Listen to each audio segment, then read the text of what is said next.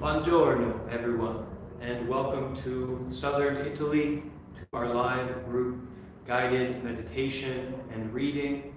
We're going to start today with about 15 minutes of settling in.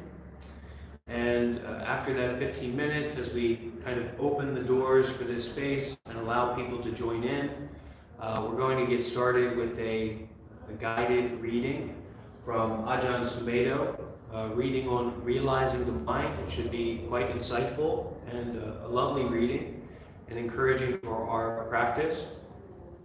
After that, we're going to be having a guided meditation together, and then we'll finish up with a kind of dedication to share that merit from our practice with all beings in the Buddhist fashion. So I'm quite glad that if you're here already, that's great. And we're just going to be spending about 10-15 minutes settling in and allowing people to join us. If you're watching this after we've already been live, you can skip ahead to the 15-minute mark, and that's when we're really formally going to get started. Okay? So welcome everyone, and thank you for joining. We will be getting started quite soon. Cool.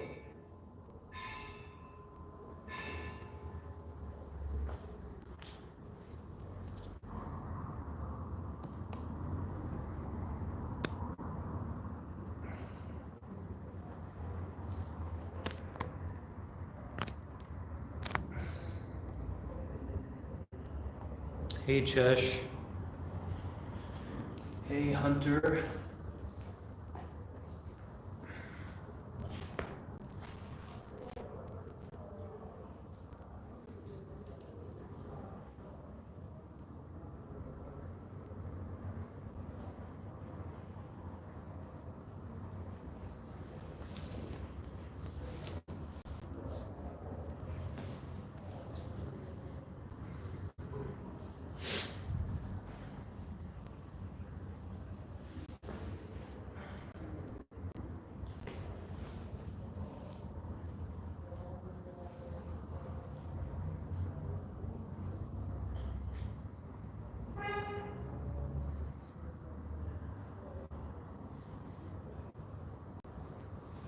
Hope everyone's doing all right.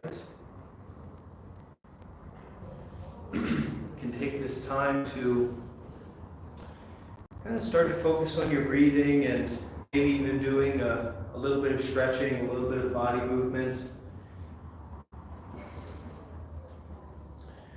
While we are going to be starting with a reading, the approach to that reading that we bring from a Buddhist perspective, from the perspective of looking at meditation teachings, the approach to that is very much one of connection with the body, and it's almost that we are listening from the body to those teachings. So as we give people time to join us here, starting to focus on the breath, maybe doing a little bit of stretching, a little bit of movement,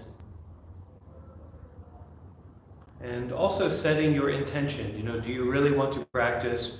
Do you really want to learn about Buddhism, meditation? This is a really good opportunity to do that, and also not to do that alone, but with a community. So really setting that intention as we get ready to practice together. Just going to make an announcement over on the Discord that we are live.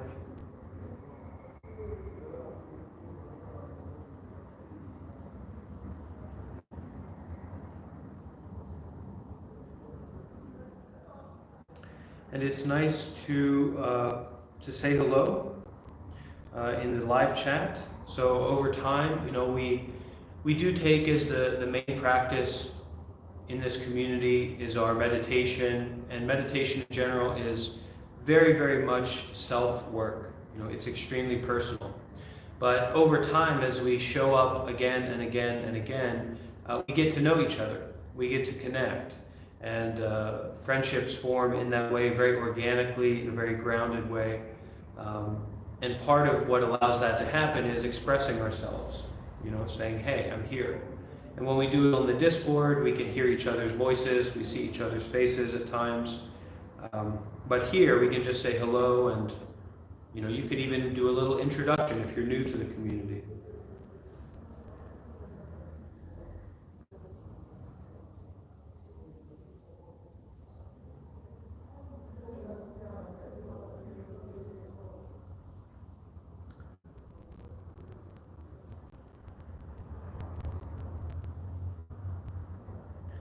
And of course, don't forget to smash the like button, share and subscribe, all that good YouTuber stuff. Apparently that helps people find out about the video and to join us. Hi there to Ziamachia. That picture was from today, and wonderful, wonderful area. Hello Anna and Hunter and Chesh, Steer, McLaren, Armin, and Daniel also joining us. That's great. I think we'll have a pretty good sized group today. Usually when we have a reading, more people are able to appreciate that and kind of receive that. Meditation, jumping right into meditation can be a little bit tough. So if you're joining in, if you're here now, we're just taking about another 10 minutes, a little bit less than 10 minutes, as we give people an opportunity to join in, to settle in, begin to turn our attention towards our body, towards this experience. And in so much as we are doing this live, it's not meant to be something to consume. It's meant to be an invitation to practice. So in the same way that you would show up to a meditation center, you're not really consuming something. It's almost you have a certain degree of responsibility when you show up somewhere. And that's what we're doing today. We are showing up to our body, to our mind, to our meditation practice. And I am merely the facilitator for this event. Okay.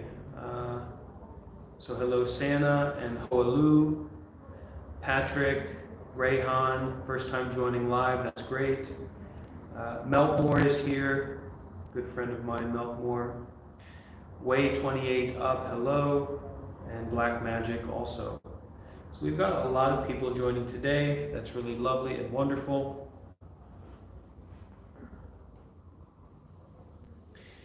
Taking these moments before we get started to, who knows, maybe light some candles, light some incense, find a comfortable position. Really just starting to turn inward and to settle in to this moment, to show up. Hey Cindy, welcome.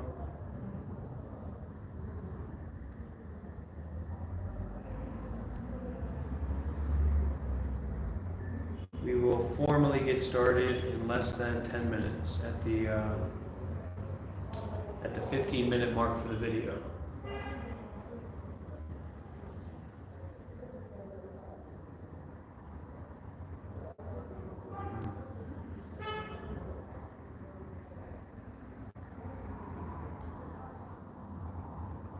Hey Felix and Dean, geez. It's good to treat this. What are we doing here? We're watching YouTube live. There's this monk here. It's good to treat this as if we are showing up to a meditation center. So it's intimate. It's direct. We may even feel a little bit self-conscious. Of course, you're alone. I can't see you. We can't all see each other, but we are here together to practice and to really show up. So treating it with that degree of intimacy is very important to get some value from this practice. Not simply something to consume.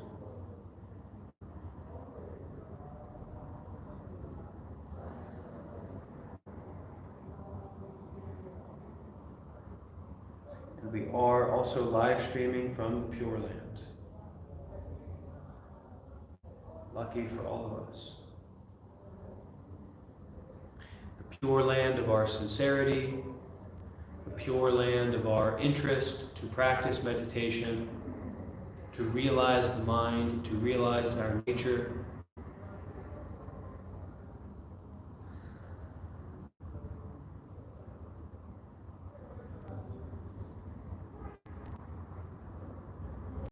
Finding that comfy spot,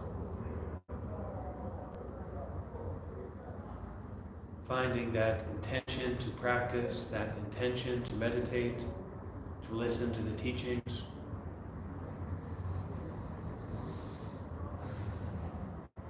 And beginning to, through breathing, bringing our mind in, bringing our experience in to right here and right now.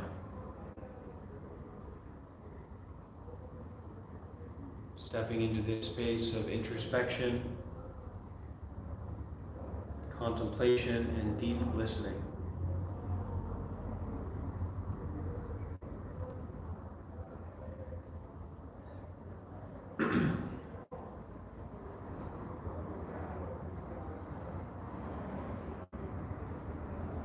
So in these last few minutes before we get started,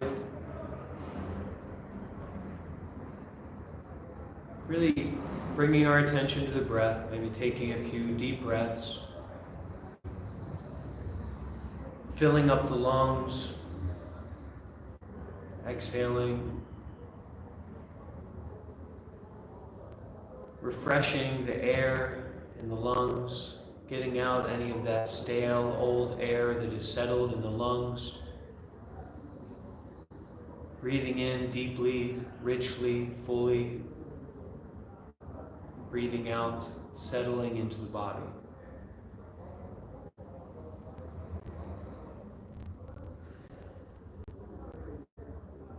Coming into this space of practice.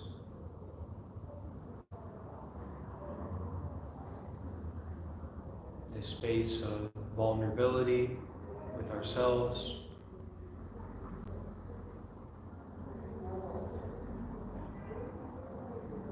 And this space of community.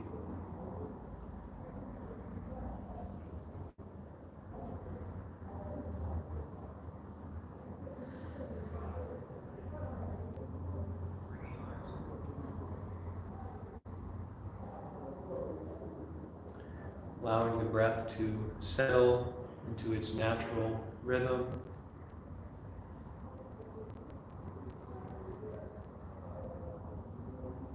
Feeling the presence of the body.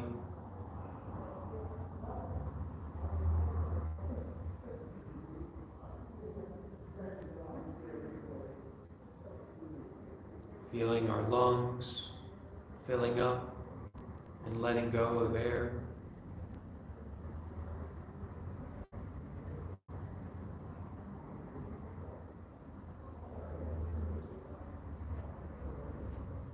Perhaps even feeling our heart beating. The whole of our body here and now.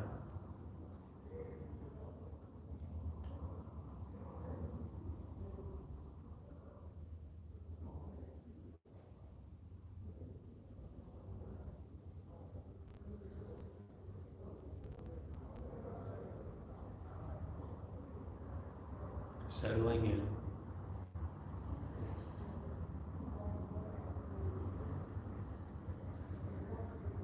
As we get started with a reading on Buddhist philosophy, on meditation from Ajahn Sumedho, very, very long-term meditation practitioner, very knowledgeable about the Buddhist philosophical approach to life. And so as we breathe,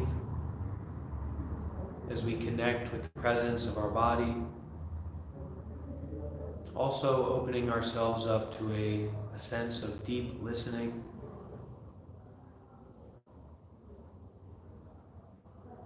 a sense of being with the breath and the body and listening from the heart.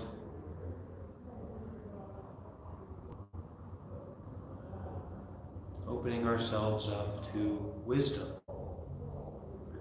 to skillful means, skillful ways.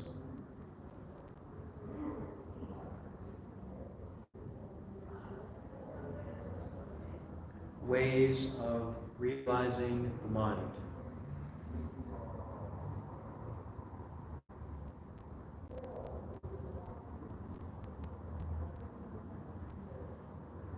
All right. So officially and formally welcome everyone to this Monk Life Community Group Meditation session. Very grateful for everyone who's here. We've got a pretty large group this evening, at least it's this evening here in southern Italy. And we're going to start today, start our group practice with this reading from Ajahn Sumedho, who is a long-term meditation practitioner, teacher. Now he's in his 80s or 90s. He's written a lot. He's lived as a monk for the majority of his life. And this is a bit of a teaching, a talk on realizing the mind. So realizing the mind, or seeing our nature, or deepening our understanding and our relationship with ourselves. So we'll get started with this reading from Ajahn Sumedho, and I may give some guidance, some extra words if I think it's appropriate. But basically, we will be reading together these words.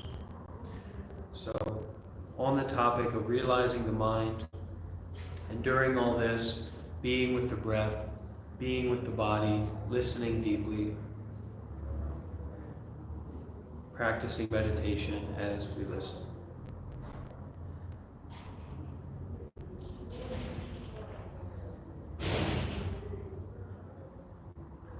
When giving talks on meditation, one really says the same things over and over.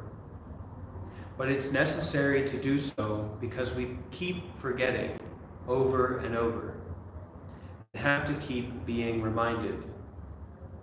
Remember, what we remember, we forget. If you have nothing to remember, you have nothing to forget. In meditation, we are moving towards where there is nothing to remember and nothing to forget, which doesn't mean nothing, but a centering, a realization of ultimate reality, of that which is not conditioned, of that which is not conditional, is not affected by or influenced by cause and effect, good or bad situations. So in meditation, we are moving towards where there is nothing to remember and nothing to forget, which doesn't mean nothing, but a centering, a realization of ultimate reality, of that which is not conditioned. And this ultimate reality is not meant in a kind of superfluous spiritual way. It's talking about the fundamental nature of the mind. When you really connect, when you really look deeply, when you're no longer being moved around by the winds of cause and effect, the winds of pain and pleasure, but the real heart of the mind.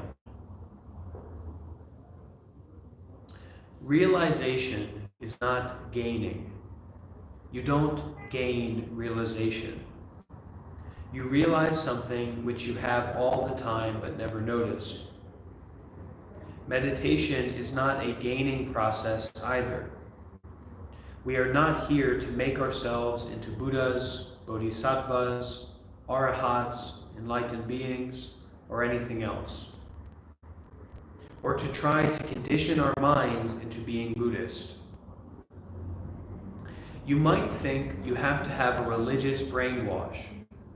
Throw away all your Christian habits and simply train yourself to think like a Buddhist. Wear the robe, try to look like a Buddha image, use all those Pali words and call yourselves Buddhists. Pali words referring to the traditional Buddhist language.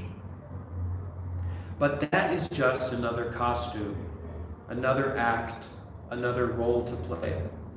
So the purpose of our meditation is not to become Buddhists. Realization is what?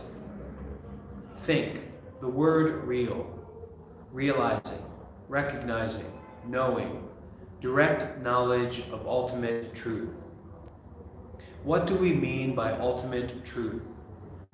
We can say ultimate truth.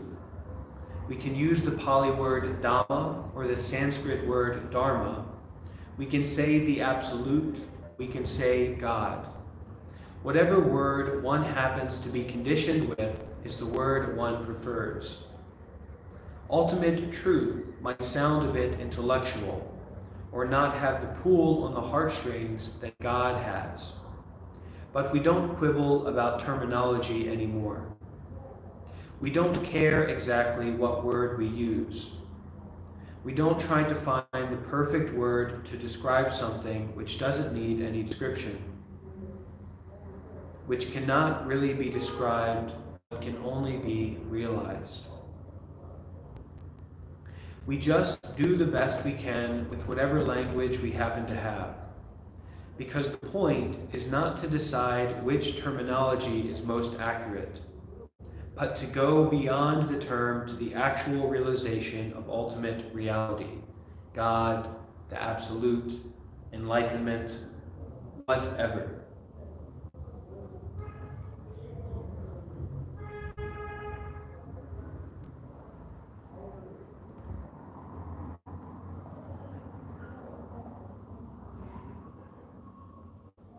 On the level of religious symbolism and convention, we can quibble about the Buddhist view, Buddhist Dhamma, the Christian God, and be caught up in all kinds of interesting little differences and comparisons. But for what?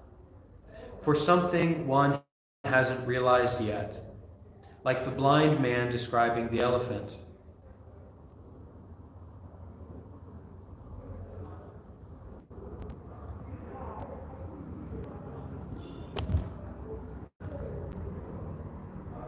So we oftentimes fall, especially in spiritual circles, we fall into these ideas of trying to gain the absolute, trying to understand on an intellectual level the nature of our mind or ultimate reality, ultimate truth.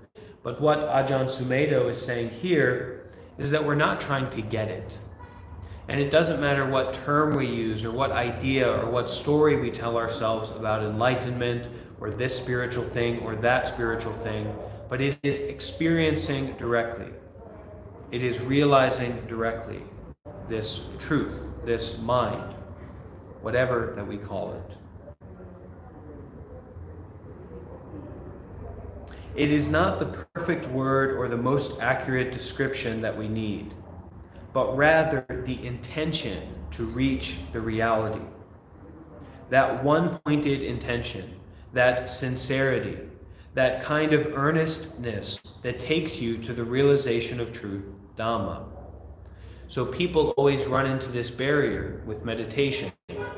It's difficult for them to meditate. It's difficult for them to get into it. And they think it's because they can't do it right, or they don't have the right method, or they haven't met the right teacher, or don't have the right idea. But actually, it is not the perfect word or the most accurate description that we need to get into this practice of meditation, but the intention to reach the reality, the intention to show up. That one-pointed intention, that sincerity, that kind of earnestness that takes you to the realization of truth, Dhamma. So if it's already here now, you don't have to go around looking for it.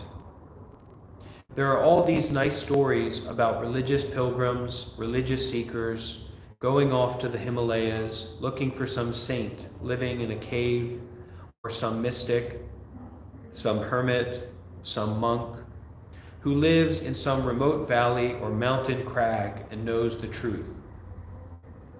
We must find that person because he is our teacher and he is going to give us that truth. We have romantic visions of ourselves suddenly meeting our teacher.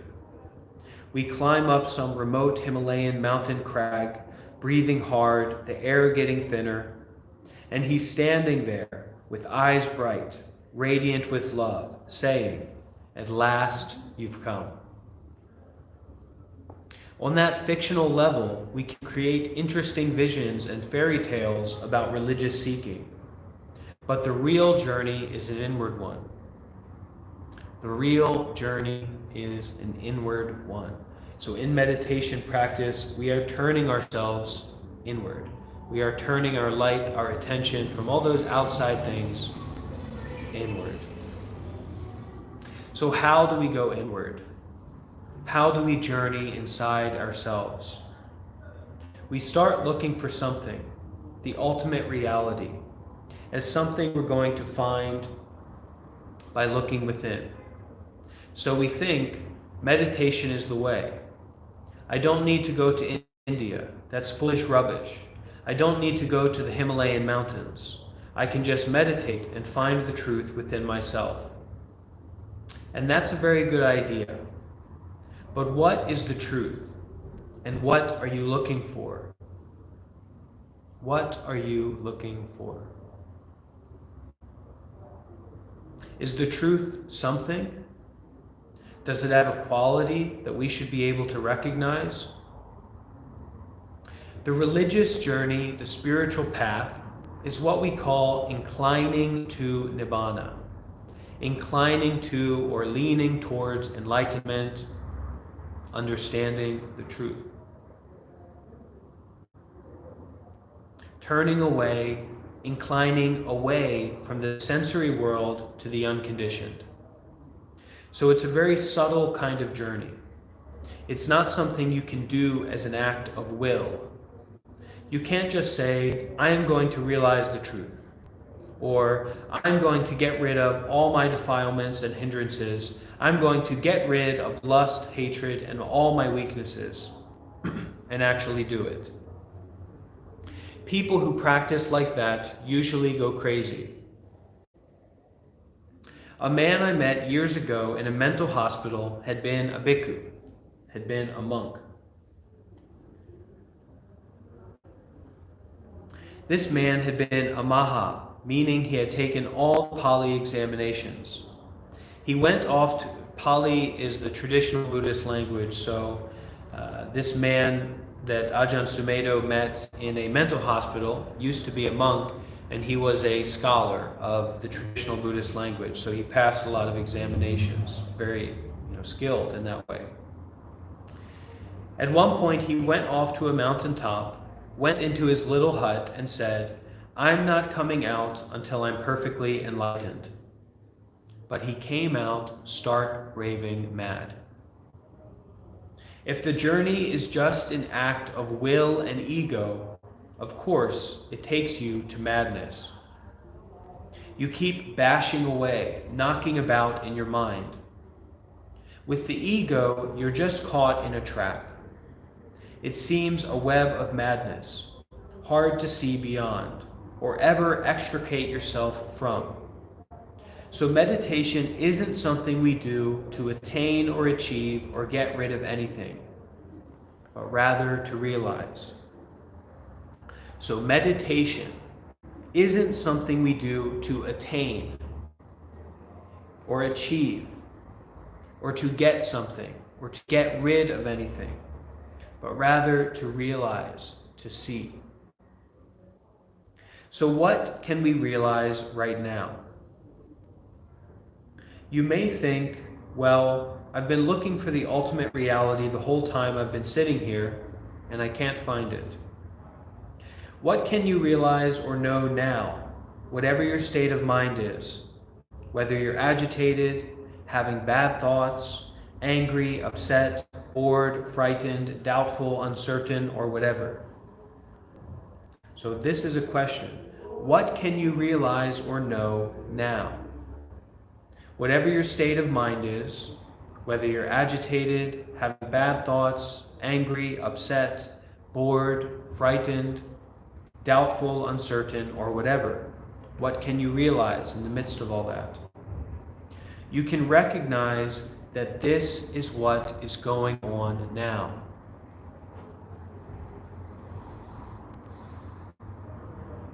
So whatever state our mind happens to be in, peaceful, stressed, anxious, confused, agitated, bad thoughts, good thoughts, frightened, uncertain, what can we recognize? What can we realize? You can recognize that this is what is going on right now.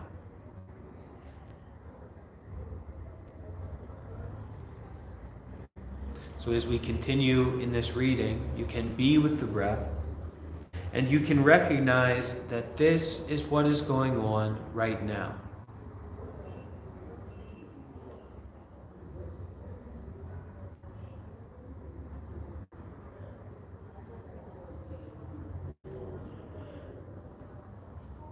That is a realization that now there is a condition of fear, doubt, worry, some kind of desire, and that it is a changing thing, whatever we are aware of right now.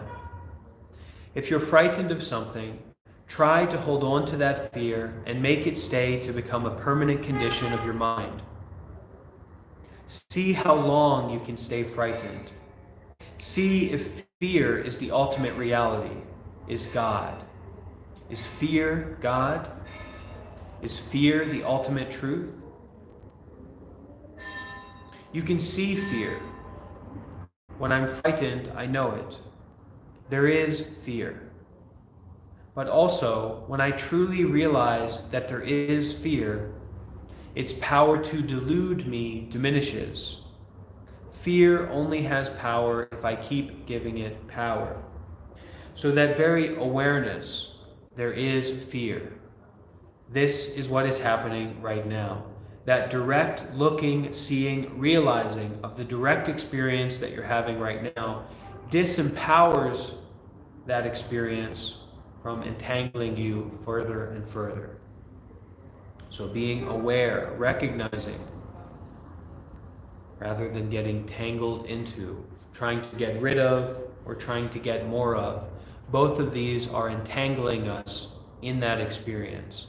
So rather than focusing on getting rid of it, whether it's fear or anxiety, rather than trying to get something other than it, see it, be with it, feel it, and you'll surely find that it is impermanence. There is fear, but also, when I truly realize that there is fear, its power to delude me diminishes. Fear only has power if I keep giving it power. And how does fear have power? By deluding us, by making it seem more than what it is. Fear presents itself in a big way, and we react. We run away, and then it gains power over us. That's how to feed the fear demon, by reacting in the way it wants. The fear demon comes, a ferocious, nasty-looking demon. It scowls and frowns, showing its fangs, and you cry, "Oh, help!" and run away. Then the demon thinks, this is a real sucker. But if you recognize the demon, you realize that it is a condition, nothing more than that. It is simply a phenomena, a condition, something that has arisen. But just as sure as it is something that has arisen, it is something that's going to pass away, and is in fact in the process of passing away.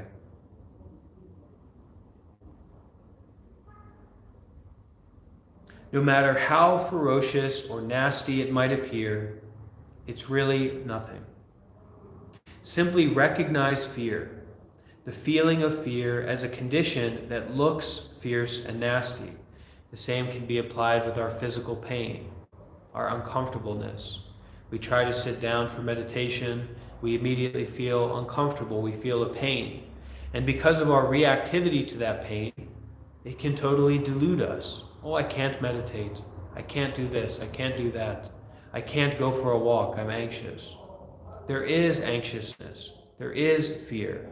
Recognizing it and accepting it allows us to move freely of it.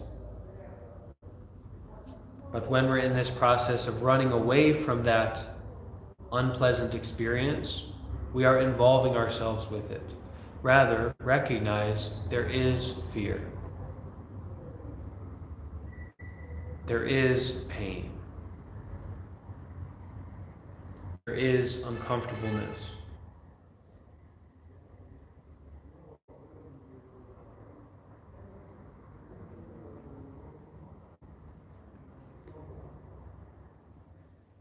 Simply recognize that unpleasant feeling, the feeling of unpleasantness, as a condition that looks fierce and nasty. Then you begin to recognize that that fear or unpleasant experience is just an illusion of the mind. It is totally conditioned. It will arise in the same way. It will pass away in the same way that it has arisen. It's not permanent. Desire, any form of desire, is the same. It seems to be more than it really is.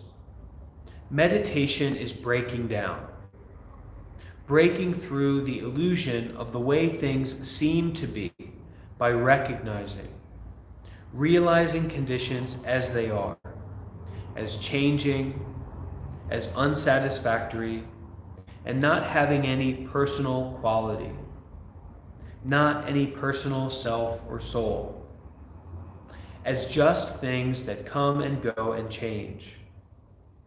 You begin to stand back. You feel a space, a gap within yourself. After a while, things that once completely overwhelmed and demolished you seem more distant. You have a way of looking at them as if they were something separate, rather than what you are, what I am. Meditation is a constant realizing. A realizing of the conditions of the mind as just that, as conditions of the mind. Ignorant people do not understand this. They think the conditions of the mind are themselves, or they think they shouldn't have certain conditions, but should have other kinds of conditions. If you are a very idealistic person, you would like to be good, saintly, intelligent, noble, courageous, the finest quality of human being. That's what I want to be. I want to be a very noble and fine person. Well, that's all very good. You have this ideal. That's what I'd like to be. The noble heart, the courageous man, the gentle, compassionate person. All these are wonderful ideals, but then you have to face the realities of daily life. We find ourselves being caught up in becoming angry, upset, jealous, greedy, thinking all kinds of unpleasant things about people we know, thoughts and feelings we would never think or feel if we were the perfect human beings we would like to be. So then we start thinking, I am so far removed from that ideal human being, that wonderful man, that perfect woman, that I'm hopeless, useless, worthless. Why? Because the conditions of your mind don't always fit the ideal. Sometimes we might be very courageous, very noble-hearted. At certain moments, we find ourselves doing the most wonderful things, acting in a most courageous way. But at other times, the opposite is the case. We wonder, how do such ugly thoughts come into my mind? If I were really good, I would never have such evil thoughts or feelings. But we can realize, without trying to become anything, that these conditions are just that. Whether they are noble, brave, and courageous, or weak, wishy-washy, evil, and stupid. They are still only conditions, dependent on all kinds of factors that we can't predict or control. So many of us fall into these traps. I want to be this kind of person, but I'm not. I'm experiencing these kinds of thoughts, but I don't want those kind of thoughts. And so we fall into this trap of self-judgment, self-abuse, even fear of ourselves. In meditation, we are realizing directly, constantly, that our thoughts, our physical feelings, pleasurable, painful experiences, boring experiences, good thoughts and bad thoughts, good actions and bad actions, are totally impermanent conditions. They come and go according to cause and effect, according to many, many things that we have no control over. We do not control why we have this kind of thought coming up at this kind of time. It's not in our control. So rather than identifying ourselves with these random thoughts, good or bad, rather than relying on this story about ourselves, in meditation we are learning to rely on awareness itself, realizing itself, breathing itself.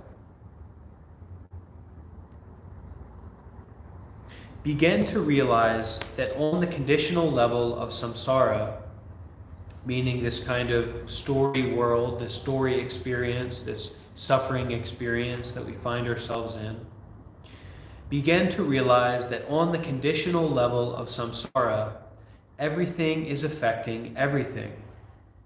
We cannot say, I'm going to isolate myself completely from everything so that nothing affects me. Because everything affects everything all the time. On the conditioned level, there is nothing much we can do except recognize, realize, although we do have a choice. We can use our bodies for good rather than evil action. That's where the choice comes. If you're mindful and wise, you skillfully use your body and speech for that which is kind, compassionate, charitable, and moral in relation to other beings and to the earth you live on.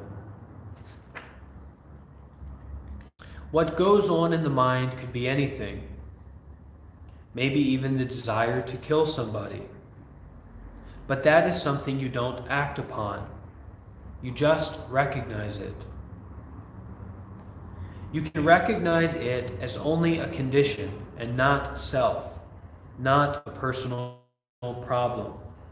And so when we have those evil thoughts, when we have those bad thoughts, when we have these different kind of experiences that we don't like, there's no need to, oh, that's me, poor me, or I've got to carry that burden. No, you don't. Your actions, your way of engaging, your way of showing up right here and right now is what you have some moniker of control over, where you have some kind of position and presentation in the world. This moment, showing up, the thoughts and ideas that come into your mind, there's no need to see that as a self or a soul, or that's my thought. It's just a thought. It's just something that's coming up and going away.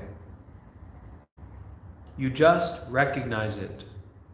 You can recognize it as only a condition and not self, not a personal problem. We can also treat our physical pain in the same way. So if we have a back pain, or we feel bored, or we feel uncomfortable when we're practicing meditation, you just recognize it. You can recognize it as only a condition, only an experience, and not self, not a personal problem. And so in that way, we don't need to get wrapped up with pain. We don't need to get wrapped up with a thought that just happens to come into our mind. It's a thought. It's a bit of pain. It's a bit of pleasure. It doesn't need to become a personal problem.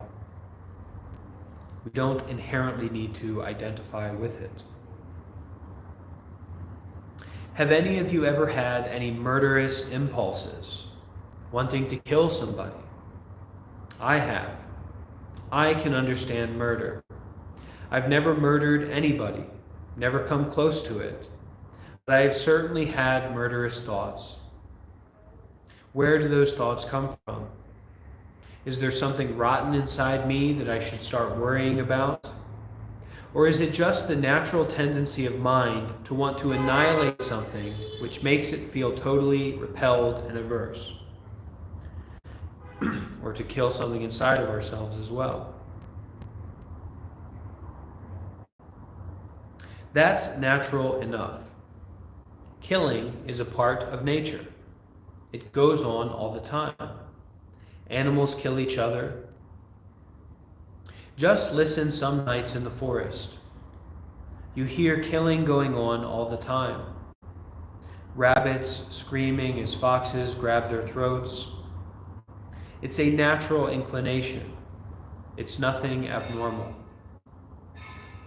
But as moral, responsible human beings, as people on the path, as religious seekers, as practitioners, although we might have murderous impulses, or ill will, or negative intentions towards others, we do not act on them. Instead, we fully recognize those impulses as just that, as impulses, as conditions. What I mean by recognizing is the realization they are just that. That thought is just that thought. Not creating a problem, not making complications by saying, we shouldn't have such impulses, or I am an evil man because such impulses came through my mind, and starting to create a neurosis around them. Recognizing is just that clear realization as it really is, because that's what we can know directly, without speculation and without belief. So that is a realization, realizing the conditioned as the conditioned. As we become more at ease with the conditioned, rather than deluded, reacting helplessly to conditions, absorbed into them, rejecting or annihilating them, we begin to be aware of the unconditioned, the space of the mind. So this is very clear. This is about what we're really working with in meditation. So that is a realization. Recognizing that when we have a good thought or a bad thought, when we feel depressed or anxious, when we feel negativity directed towards someone else, and we feel bad about it, recognizing that that experience is just that experience. It's just that thought. It's just depression. It's just anxiety. We don't complicate it by saying we shouldn't have depression, or I am a bad person because I have these kinds of thoughts. We don't start to get more and more involved in creating a neuroses, creating a condition of our mind about this is good, that's bad, this is right, that's wrong, I shouldn't have that, I want to have this. Rather, recognizing is just that clear realization as it really is. Because that's what we can know directly, without speculation, without belief.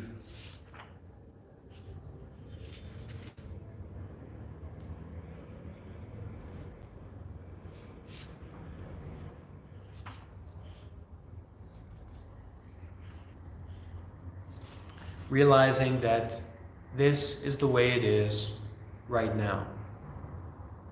This in itself is a realization. Realizing the conditioned as the conditioned.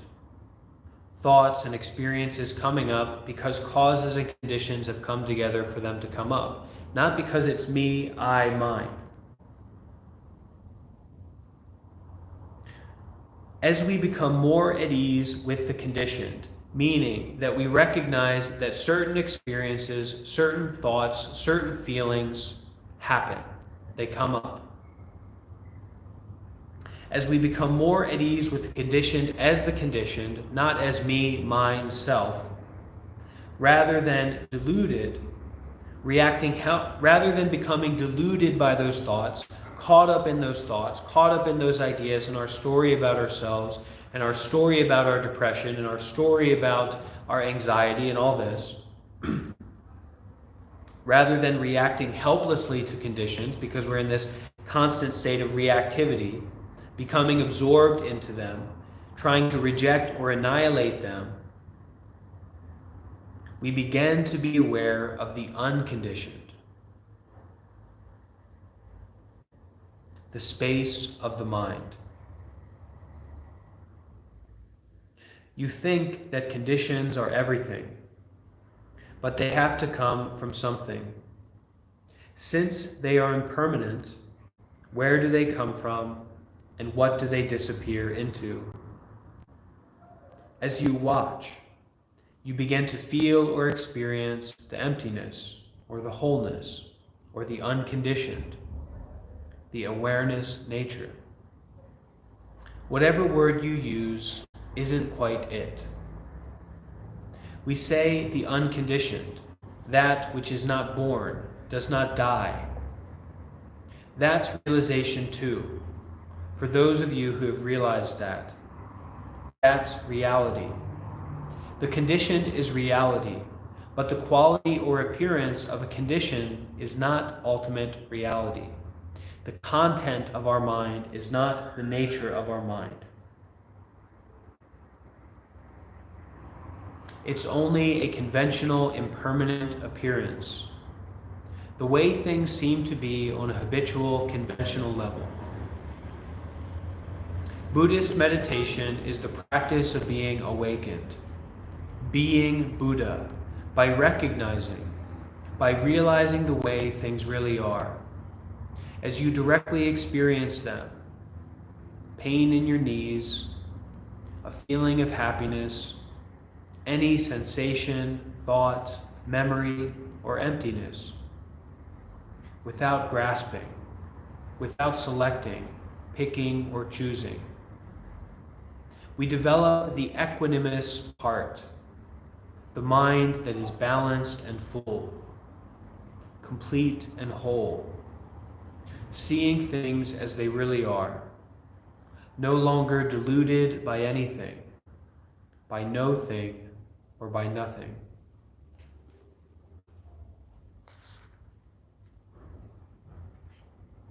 When I talk about realization, do you see what I mean? It's a realizing. It's not a searching for God or ultimate truth, as if it were something. Look at the word itself. You say God, and that makes it sound like something. It does to me anyway. The word God sounds like something, somebody, as if it were a kind of condition. So you can only go so far on the spiritual path at the intellectual level, only as far as belief.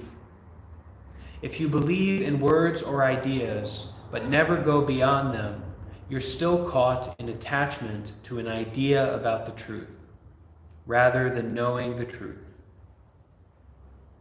That is why the Buddha did not teach any kind of doctrine or belief system. I often hear Buddhists say, Buddhists don't believe in God, and we don't believe in the soul.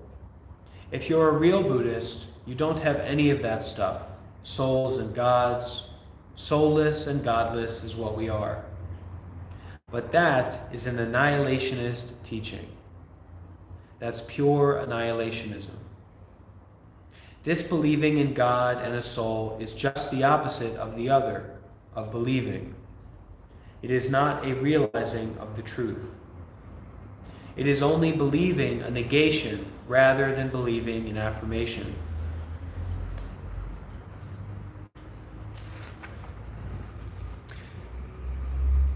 Realization is when you find out and know directly, It is not an affirmation, saying what Dhamma or the truth is, saying it's male or female, saying the Dhamma is a patriarchal figure, or saying that the Dhamma is nothing, saying that the absolute truth is an impersonal essence, or the absolute truth is the essence of everything.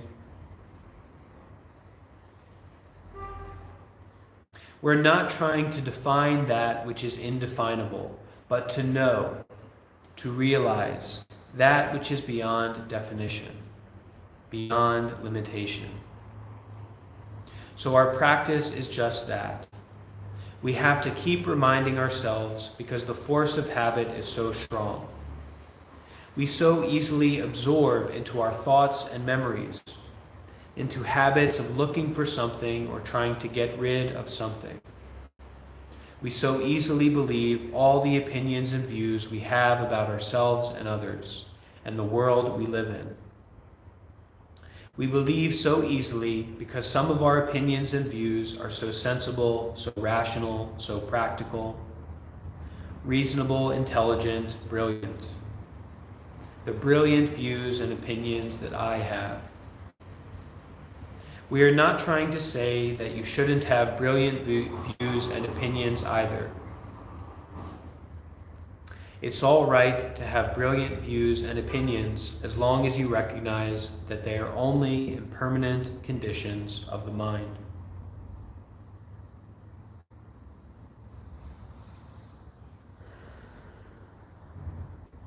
So our thoughts, our views about ourselves, about others, our habits of looking for something or looking to get rid of something, our way of easily becoming absorbed into stories about ourselves and stories about others.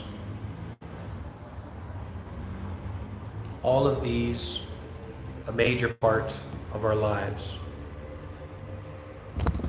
But in our meditation, moment by moment, we are recognizing, realizing this awareness that underlies it all. So taking a few moments to maybe move your body a bit, to make sure that you're comfortable. Taking 2 or 3 deep breaths at your own pace.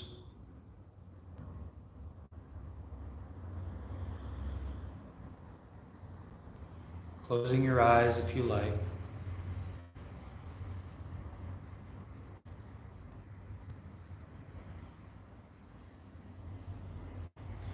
And beginning to turn your attention inward.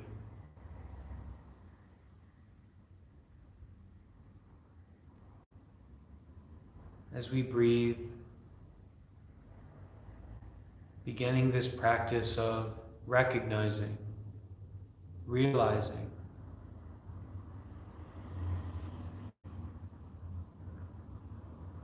this is the way that things are right now. This is the way it is.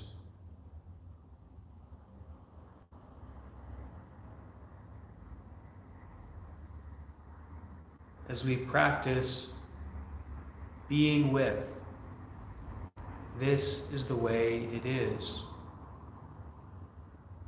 We can place our attention and our focus onto the breath.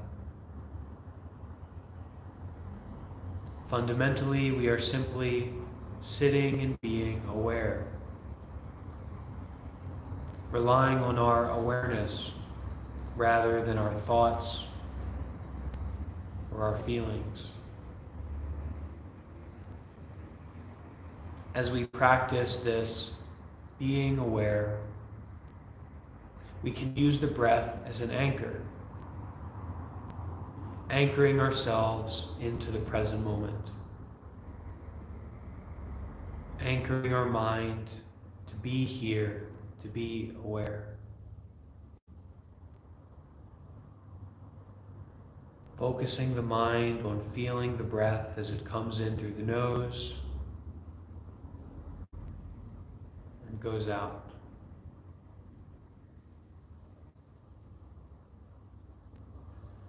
Feeling the breath coming in and going out without trying to get anything.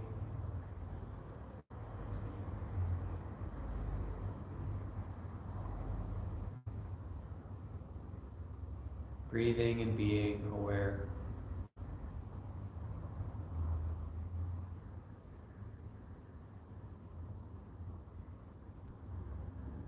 Hearing sounds.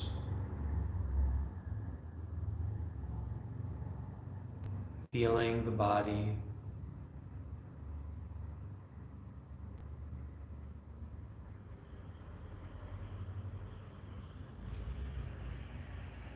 Realizing, showing up, being attentive. This is the way that things are right now.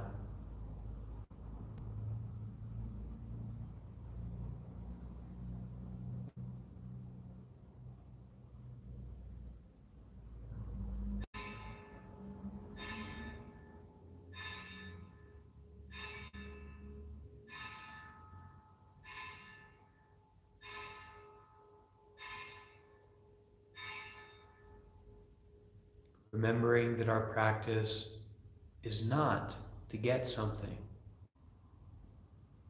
It's not to get rid of anything. Being with the breath, being aware.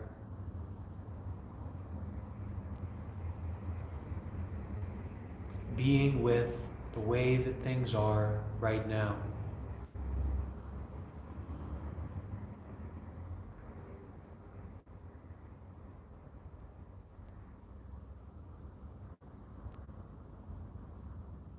So we may hear sounds.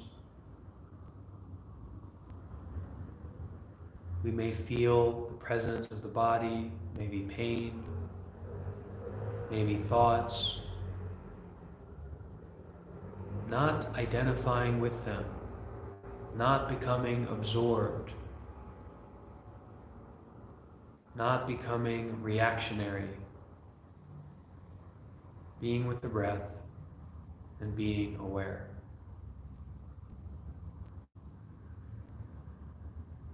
Realizing directly the fundamental space of the mind.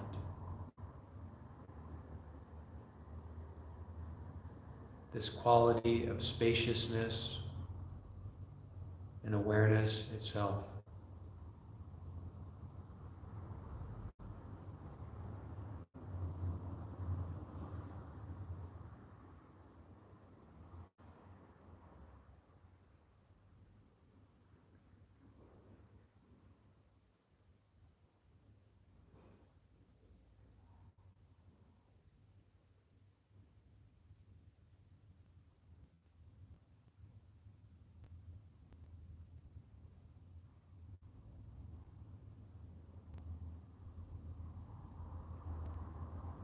Sure, there are thoughts, sleepiness, feelings in the body. We're not trying to get rid of them. Be aware of them arising within this space of the mind. This natural state of awareness that those experiences come up into and go out from.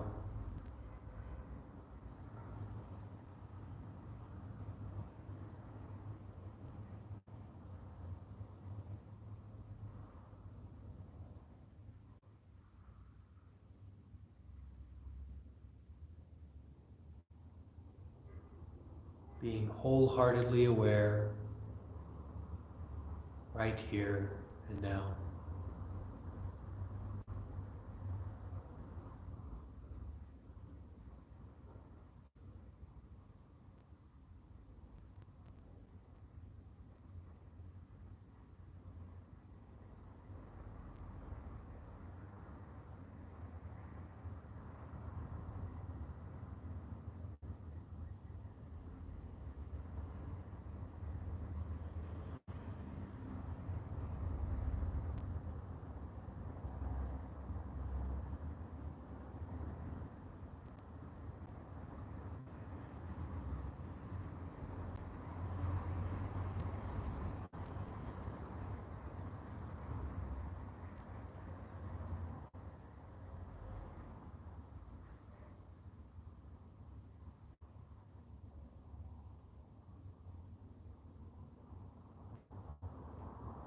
Notice the mind that wants to do something else, wants to be finished.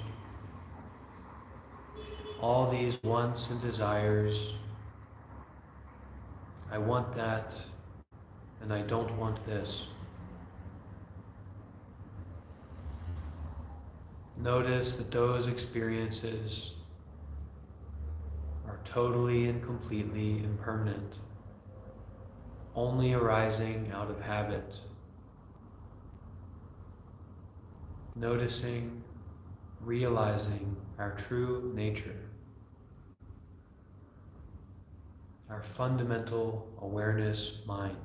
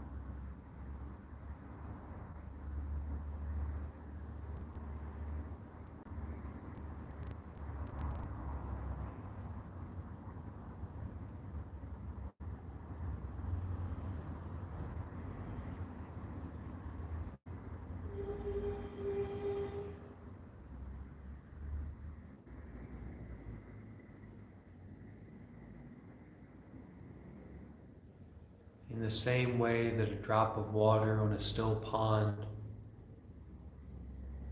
makes waves,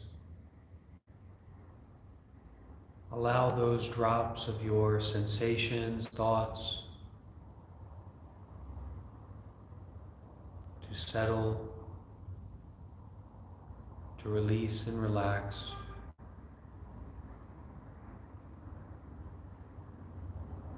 The drops of our experiences are simply natural phenomena. The ripples and reactionary feelings are natural phenomena. Allowing the pond of your mind to settle and calm as it naturally does.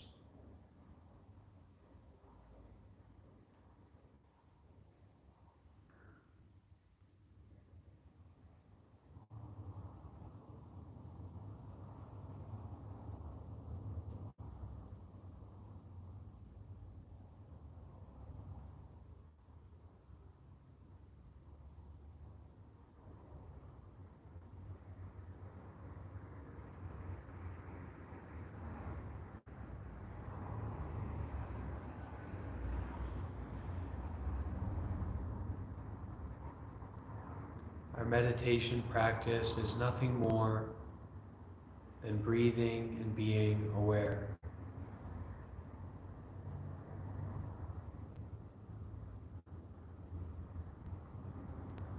And during this meditation,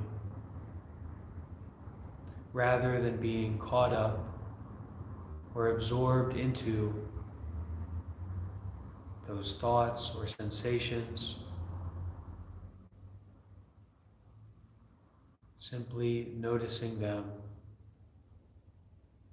and returning back to this natural state of breathing and being aware.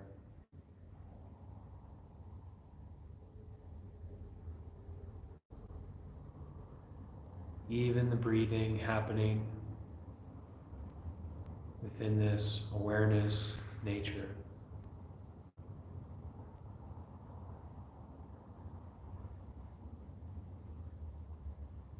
Even the body that's here right now, happening within this natural state of being aware.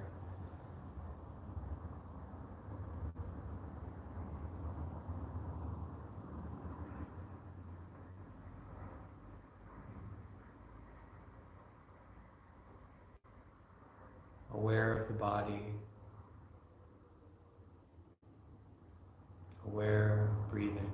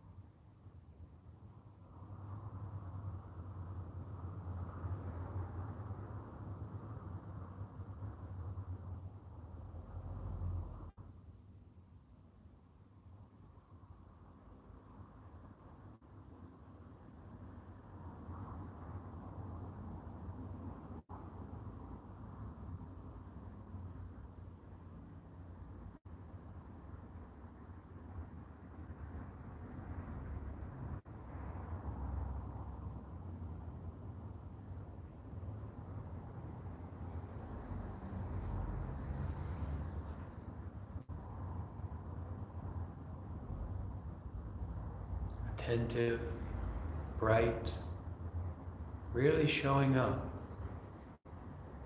We're not in any kind of trance, not in any kind of drowsiness or sleepiness, but totally lucid, totally awake, totally with it.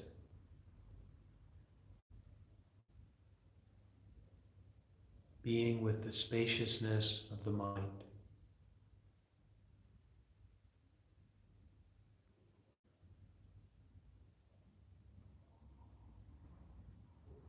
Being with the heart of the mind. This all-inclusive, open awareness.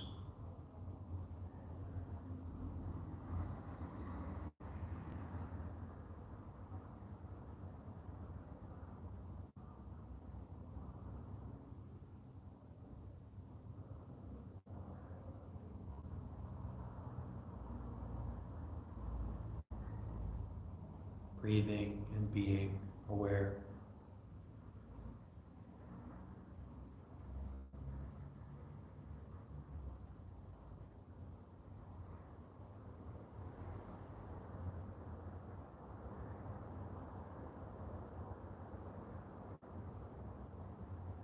So whenever we practice meditation,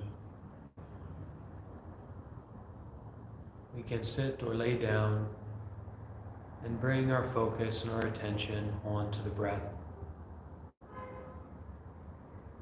And as we focus on the breath,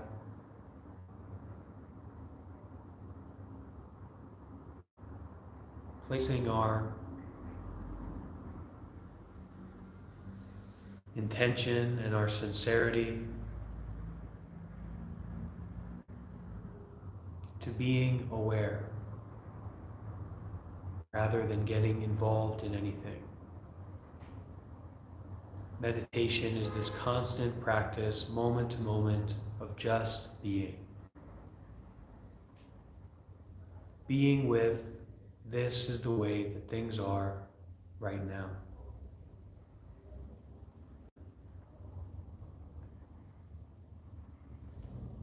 It's quite nice to end our meditation together with a few words of metta, loving kindness. So I invite you to repeat after me as we plant some seeds of loving kindness in our own garden, the garden of our own mind. Maintaining this state of breathing and being aware, and now bringing up this energy of compassion, loving kindness, friendliness. We start by directing that towards ourselves, repeating after me.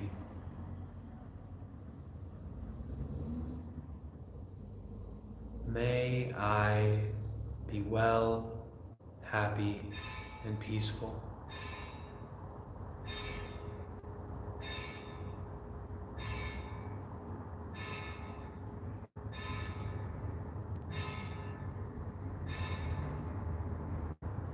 May I feel safe and comfortable.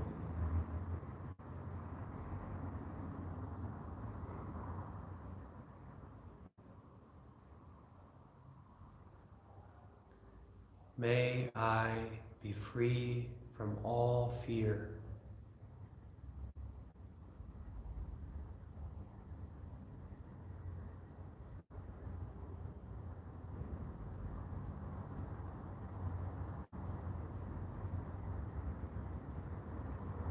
May I be happy and peaceful.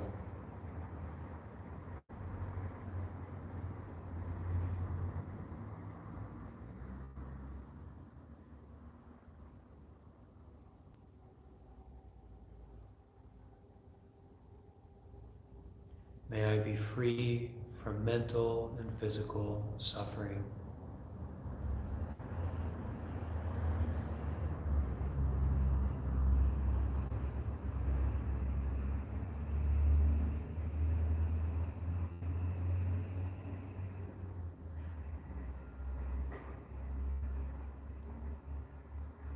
May I be free from mental and physical suffering.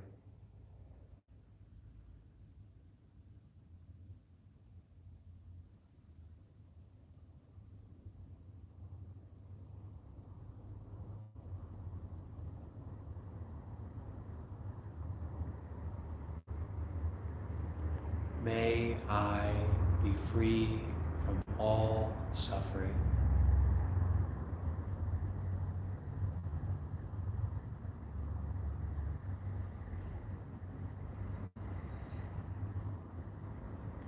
May all beings be well, happy, and peaceful.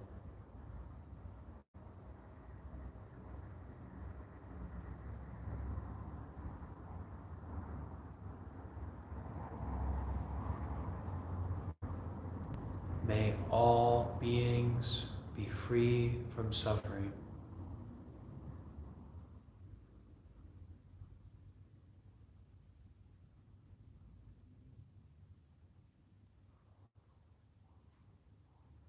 May all beings be at peace.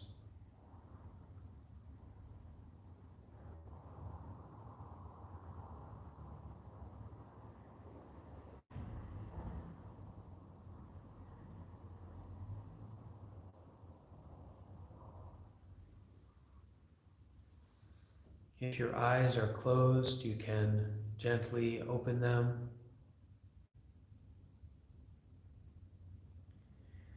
And if you would like, you can